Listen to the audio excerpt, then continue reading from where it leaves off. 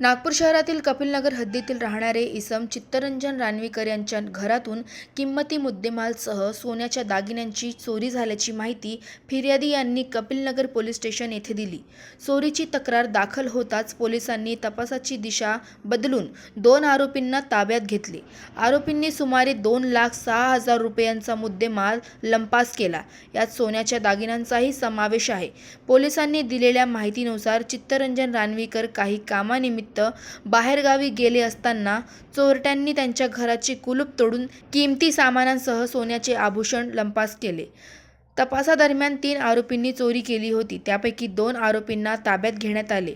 आरोपींकडून सुमारे 1,54,000 रुपये किमतीचे सोने आणि चांदी जप्त करण्यात आली आहे। देवा मराठे आणि आशुतोष उके अशी चोरट्यांची नावे आहे।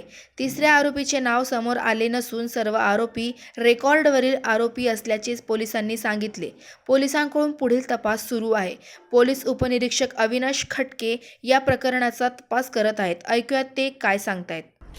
दिनांक 1 डिसेंबर रोजी पोलीस ठाणे कपिलनगर येथे चित्तरंजन विद्याधर रानवीकर यांच्या फिर्यादीवरून घरफोडीचा गुन्हा दाखल झाला होता। ते कामानिमित्त बाहेर गेल्यामुळं घराला लॉक होतं। लॉक तोडून चोरट्यांनी त्यांचा 2,06,000चा सोन्या चांदीचे दागिने आणि रोख रक्कम असा मुद्देमाल चोरी केला होता घर फोडून।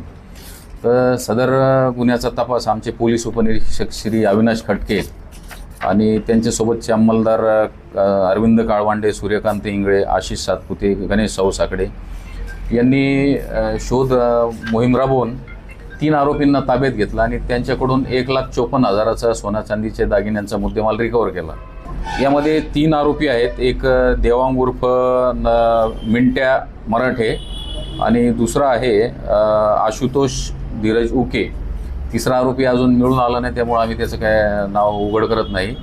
आणि हे आरोपी एक रेकॉर्डवरील आरोपी आहे। याच्यावर घरफोडीचे आधीचे बरेच गुन्हे दाखल आहेत।